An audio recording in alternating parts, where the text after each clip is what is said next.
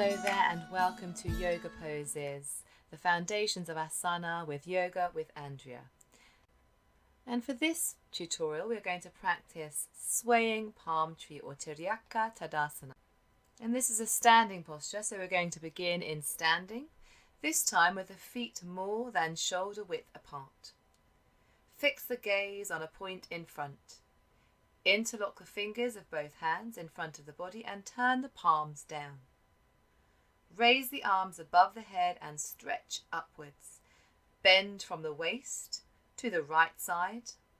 Hold for a few seconds, then return back to the center and stretch up. As you are ready, bending from the waist to the opposite side, to the left-hand side. Again here, holding for a few seconds, then return back to center. Practice up to 10 rounds on each side.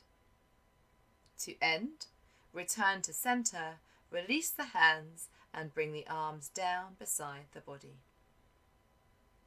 Thank you for joining me in Yoga Postures with Yoga with Andrea. I look forward to seeing you next time. Namaste.